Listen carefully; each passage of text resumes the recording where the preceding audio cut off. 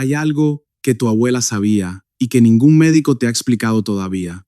No lo aprendió en ningún libro, no lo leyó en ninguna revista. Lo aprendió mirando a su madre, que lo aprendió mirando a la suya, en una cadena de conocimiento que lleva siglos pasándose de patio en patio, de mano en mano, sin que nadie se tomara la molestia de escribirlo.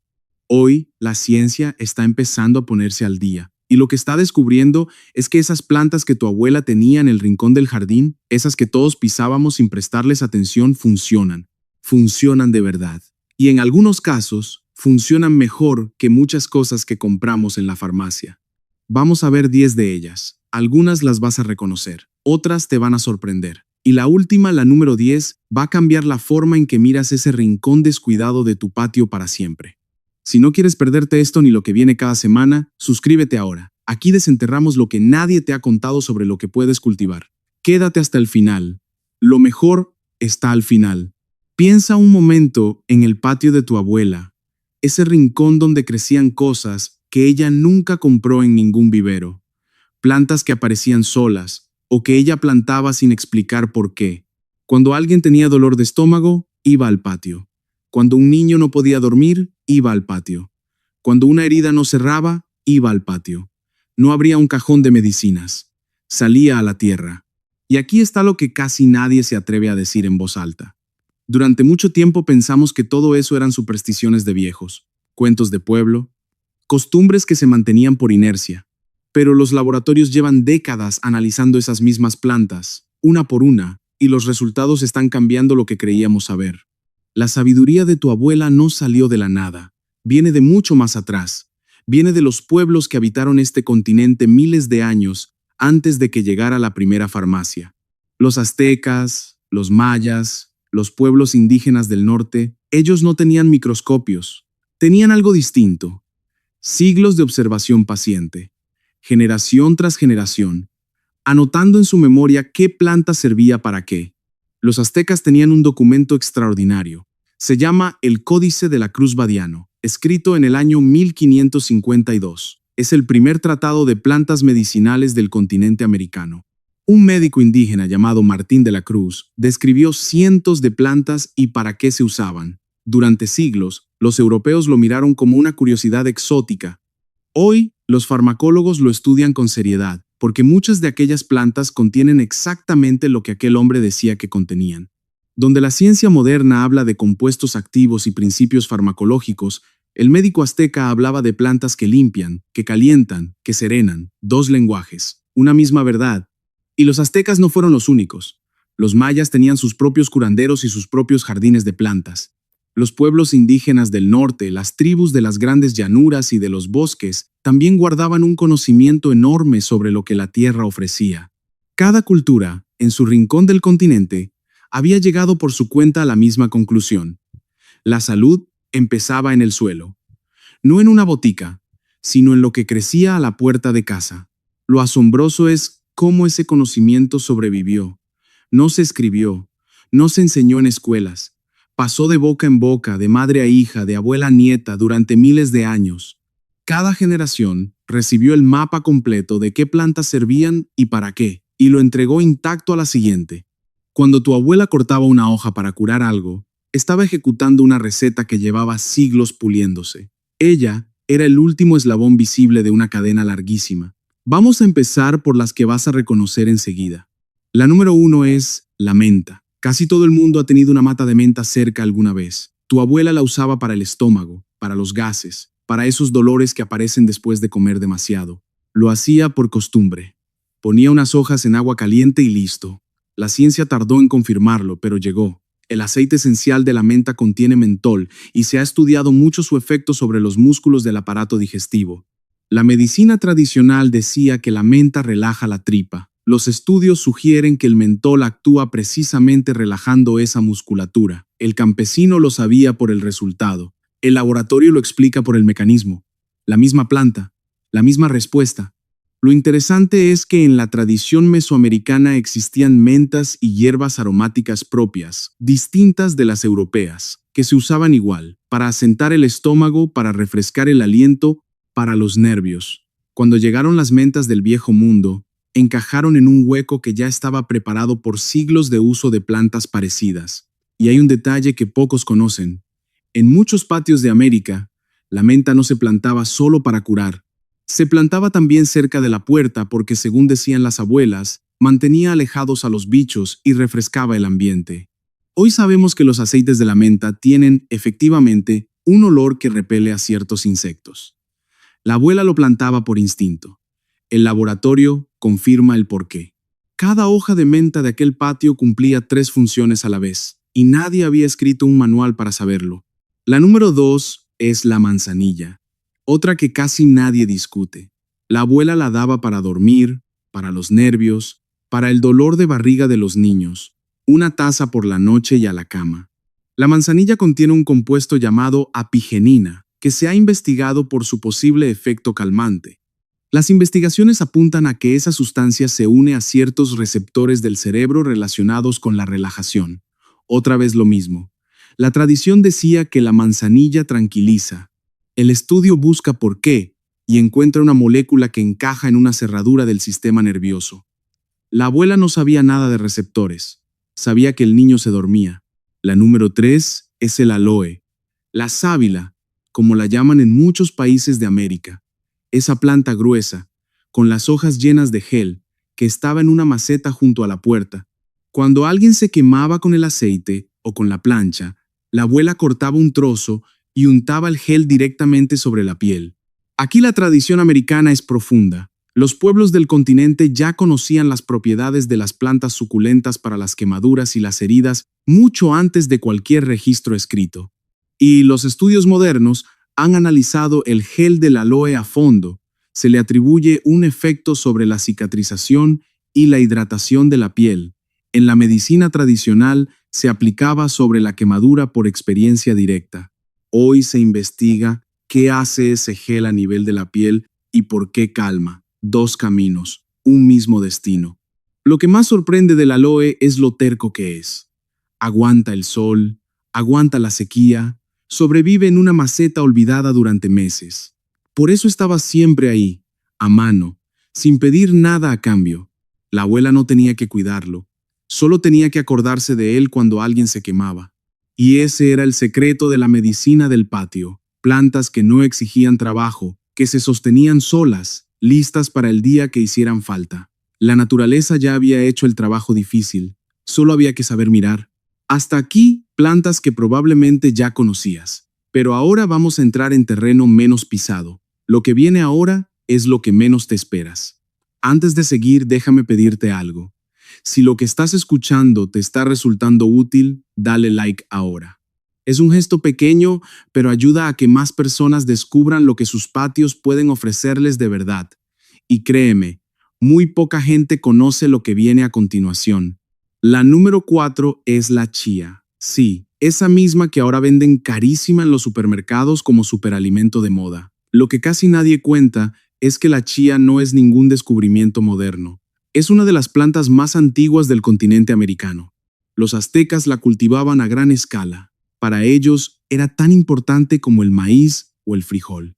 Los guerreros y los mensajeros la tomaban antes de recorrer largas distancias, porque, según la tradición, daba fuerza y aguante durante horas.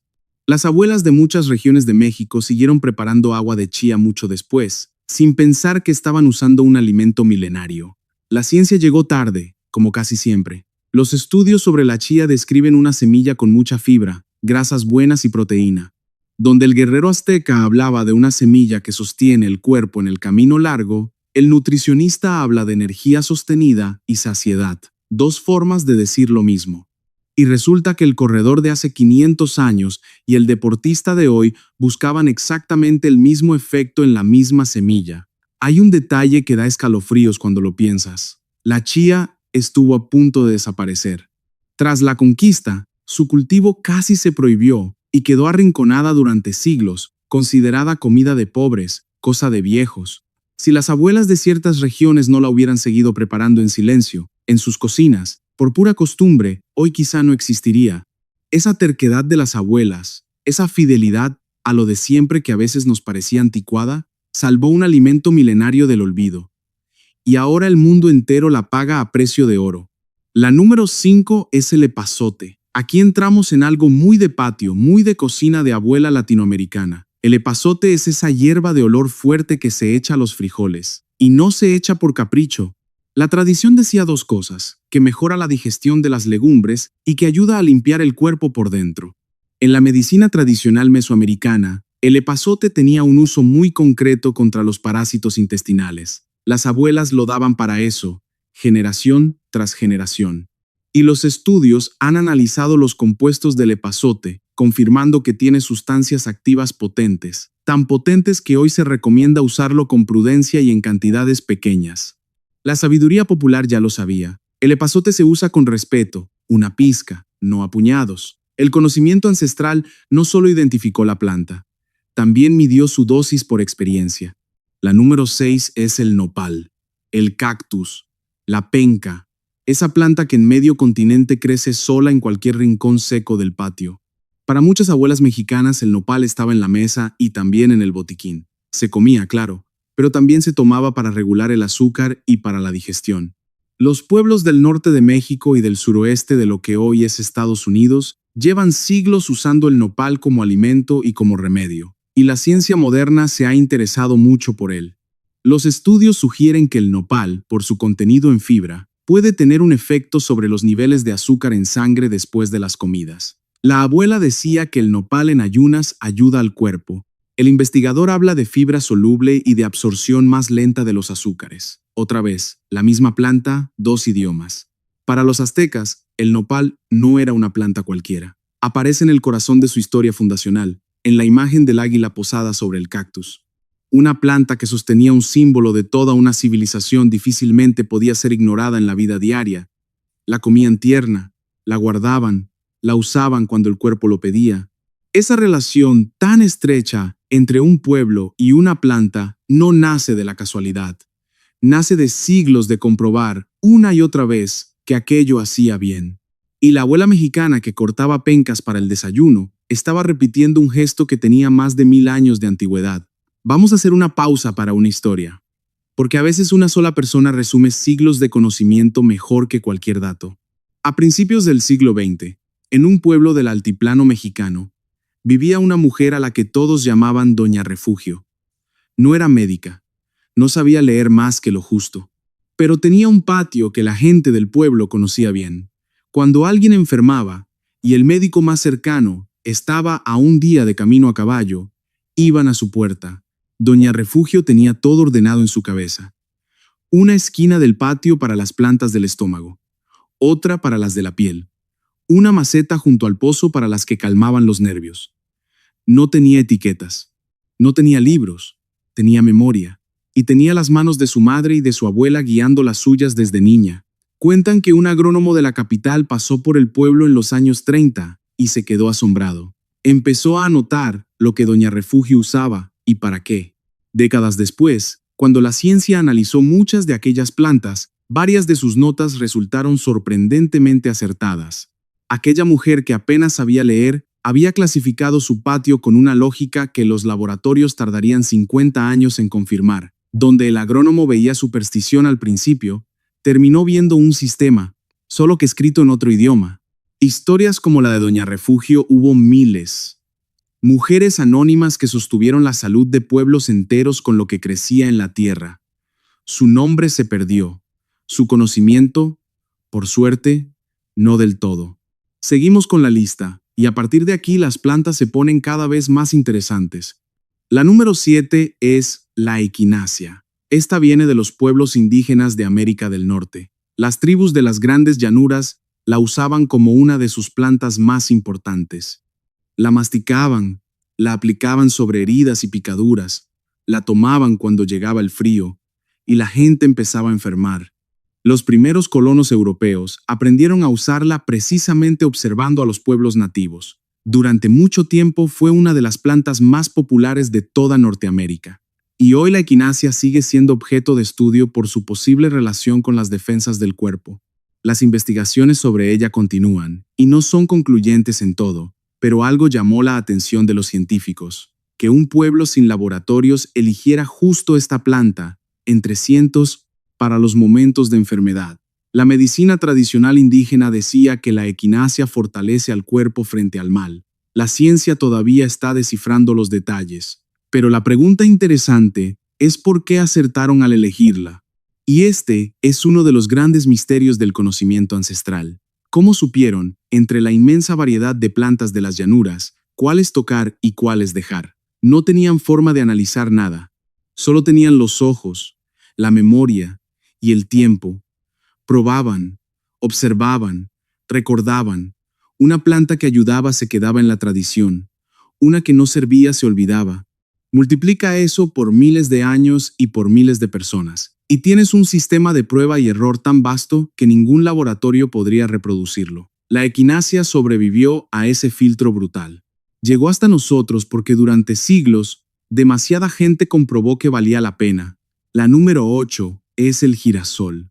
Y aquí mucha gente se sorprende, porque pensamos en el girasol como una flor bonita o como un puñado de semillas para picar.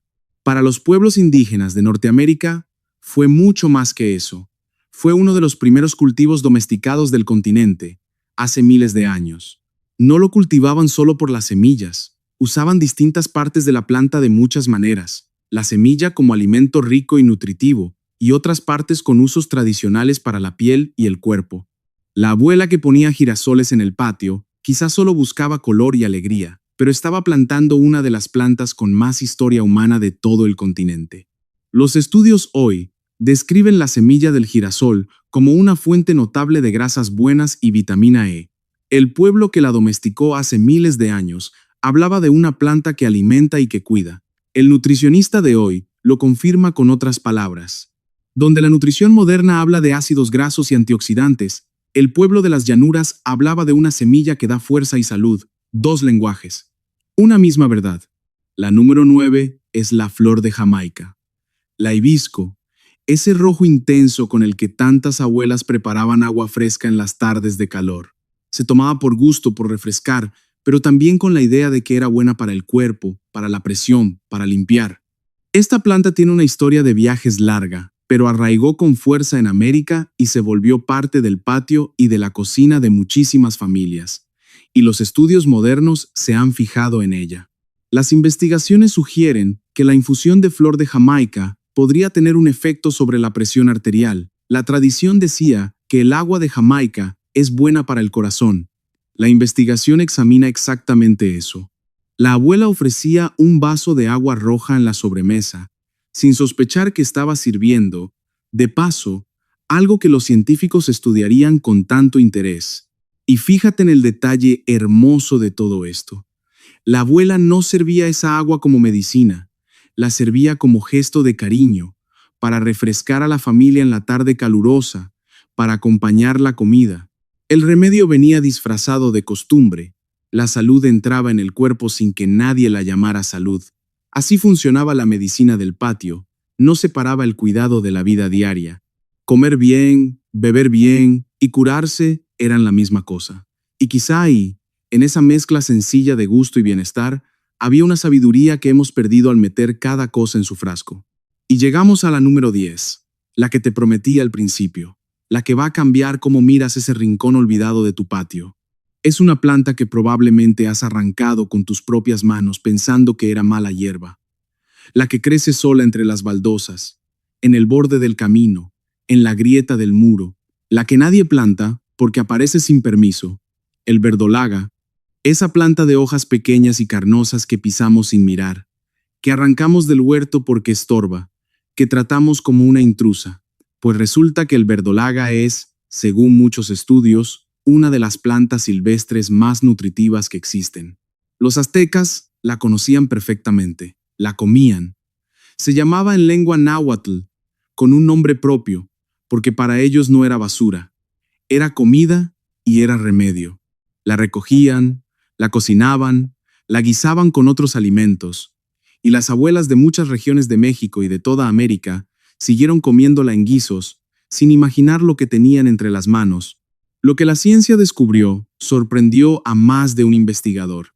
El verdolaga contiene una cantidad notable de un tipo de grasa buena, de las que normalmente asociamos con el pescado.